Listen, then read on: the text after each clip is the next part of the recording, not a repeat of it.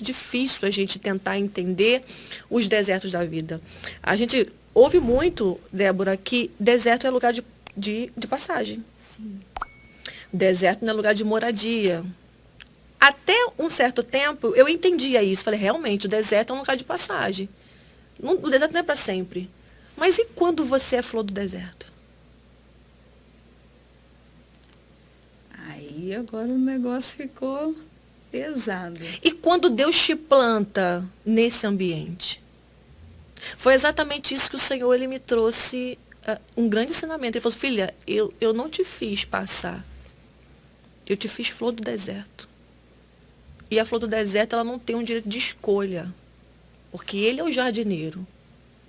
E como um bom jardineiro, ele vai escolher o lugar que melhor se adequa ali, aquela semente. Eu não tive escolha. Mas ele me escolheu. Ele me escolheu como semente, ele me escolheu como flor por um propósito. Mas, Natália, mas você está querendo me dizer que você só vive os desertos da vida? Sim, ele me plantou lá. Se eu for contar aqui, até comentei isso com a Débora em off, né? Se eu for contar tudo que eu já passei, a gente vai precisar de pelo menos, eu acho que uns 3 podcasts. Né? Só que assim, tem deserto, mas como é o nosso tema hoje do podcast, né?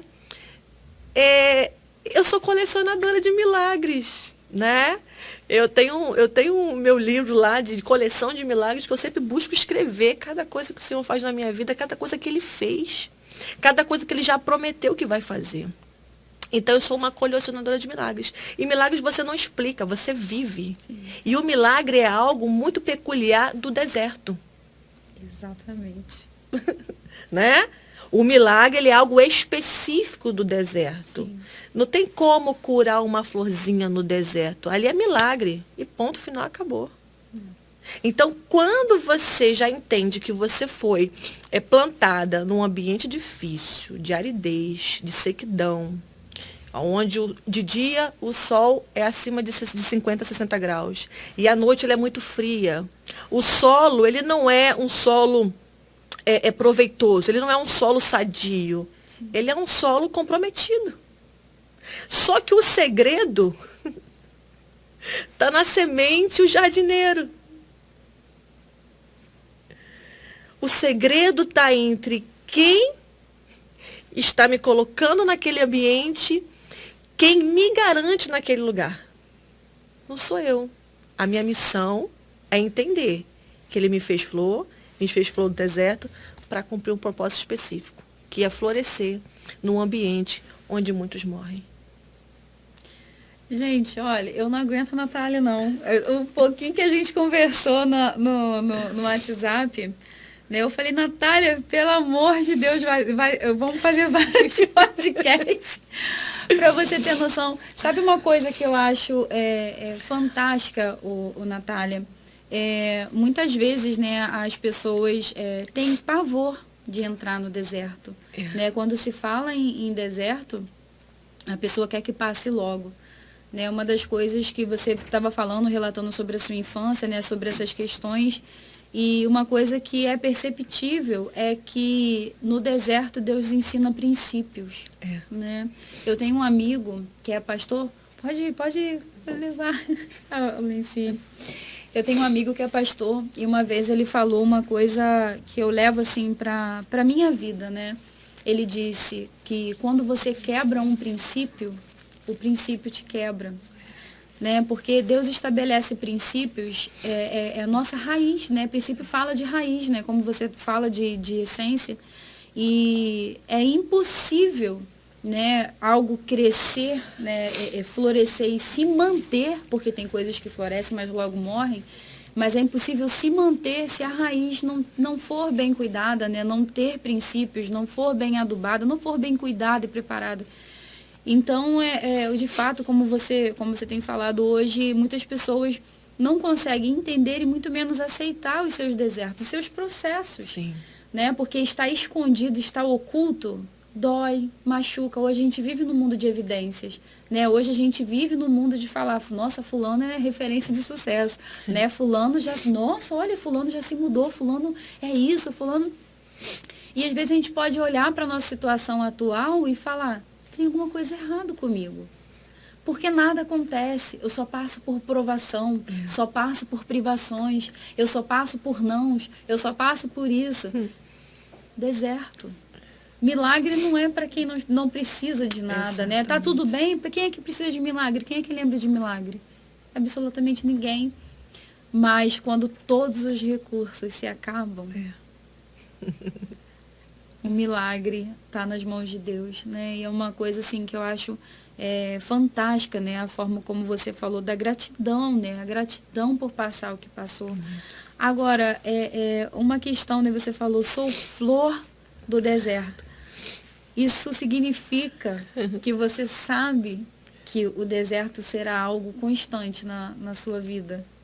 É essa consciência que você tem de ser a flor do deserto. Saber que vai continuar passando, passando e passando. E o que isso, qual o sentimento que isso te traz? Não é fácil, não. Quando a gente fala sobre flor do deserto, eu estou falando sobre uma condição que não tem como sair dali, né? Sim. E aí eu lembro quando a gente para refletir, quando ele disse, olha, no mundo tereis aflições. É o deserto. Sim. Mas tem de bom ânimo. Eu venci e você também vai vencer. Às vezes é até uma loucura da nossa parte tentar pensar na nossa existência como se fosse uma colônia de férias. É um delírio coletivo pensar, como diz um jargão popular, que a vida é um morango. Não. A vida, ela é um deserto. Se você parar para pensar hoje, você enfrentou um deserto hoje. Em qual área? Não sei. Mas você enfrentou. Ontem você enfrentou. Amanhã é um outro deserto. Então, quando o Senhor me fez entender que foi Ele que me fez e foi Ele que me colocou naquela condição, vou ser bem sincera, eu continuo passando pelos desertos, né? As pessoas que me acompanham nas redes sociais, né? No Instagram, no Facebook, no perfil de trabalho, eu recebo muitos elogios. Nossa, Natália, você tá linda, seu sorriso. Caramba, eu tô tão feliz de ver o que Deus está fazendo na sua vida, mas muitos não sabem os bastidores. Muitos não sabem quando as cortinas do palco ela é fechada, o que a gente passa. Sim.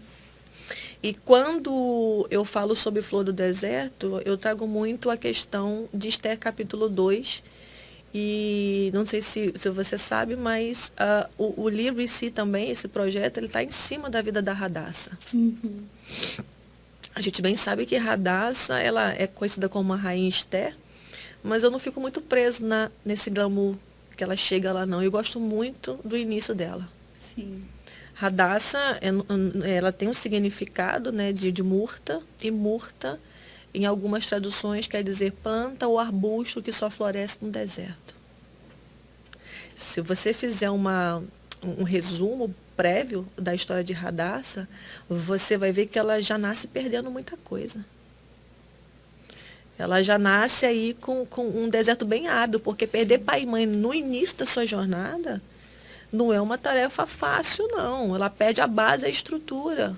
Mas, ao mesmo tempo, você vê que ela é uma florzinha do deserto, que Deus decidiu investir nela. Quem diria que aquela menina que fugiu, né, exilhada aí, né, com seu tio, que perdeu seus pais, fosse ser a rainha? Fosse quebrar decretos de morte? Que ela fosse levantar projetos e leis que fossem a favor do povo de Deus? Quem diria, Débora? Será que ela cogitou, na fase de perca, que ela poderia chegar lá? E isso é uma das coisas que nós temos dificuldade, sabe? A gente serve um Deus em que muitas das vezes as pessoas parecem que servem a um Deus que nem elas mesmas conhecem nem acreditam no seu poder. A gente quer as coisas para ontem. Somos uma população imediatista. Não sabemos esperar o tempo de Deus. Para eu chegar na condição que eu estou hoje, vamos colocar aí que no mínimo de caminhada cristã, eu tenho 21 anos com Cristo.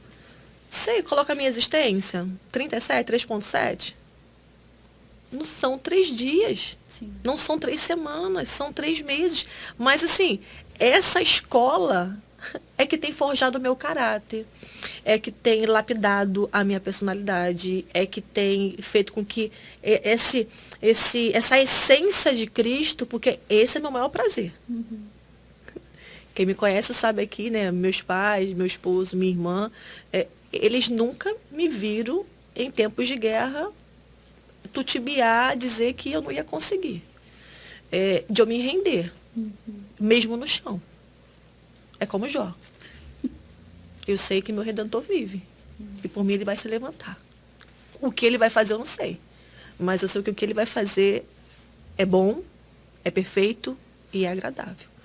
Então, assim, quando eu venho com essa visão que você acabou de falar, Natália, então é isso mesmo, é isso mesmo.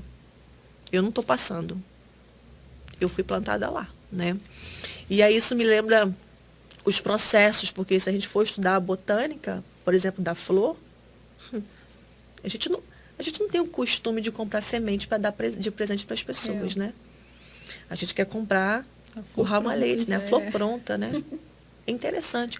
Como Deus falou comigo através dos meus processos e da comparação da flor. Não sei se vocês sabem, mas a semente, para ela dar um bom florescimento, quanto mais descer, quanto mais ela desce no solo, mais forte ela fica. O que Cristo disse para mim, Natália, se você ficar no superficial, você é uma forte candidata a morrer por conta do ambiente. E eu precisei descer, Débora. Descer. De modo que eu me encontrasse com o jardineiro fiel. E não sei se você sabe, mas esse tipo de semente, quanto mais ela desce, ela alcança o que chamamos de lençóis freáticos, né? Que é como se fosse um lençol de água. Ela ainda não nasceu, mas ela precisa se nutrir. Ela precisa se alimentar. E ninguém está vendo. Enquanto você é semente, você não está em destaque. Você está escondida. Você está ocultada. Você está guardada, chame como quiser. Mas ao longo da minha vida, eu fui muito ocultada. Eu fui muito escondida. Só que eu precisava dar um novo sentido para isso, porque o homem terreno me dava esse sentido. Tipo, olha, estão me ocultando, olha, estão me escondendo, estão me rejeitando. E Deus me fazia entender, não, filha. Não, não é isso. Sou eu que estou te escondendo. Sou eu que estou te preservando. Porque neste momento não tem como eu te trazer à tona. Não leve para o coração o que o homem da terra pode te fazer. Mas, Senhor, eu estou me sentindo como se estivesse me enterrando viva. E não se enterra algo vivo. A sensação era essa. E o Senhor sempre falava comigo, filha, não se enterra a semente. Pelo contrário. Esse depositar, como ele chamou, estão lhe depositando. O que estão fazendo com você, estão contribuindo para que você se fortaleça, para que você se prepare para o dia de eu elevar você, te promover do solo para esse plano especial que eu tenho para a sua vida. Se você confiar em mim, se você acreditar em mim, se você de fato colocar nas minhas mãos aquilo que você não consegue fazer, porque quem vai fazer sou eu. E tu vai dizer que a mão do Senhor fez isso.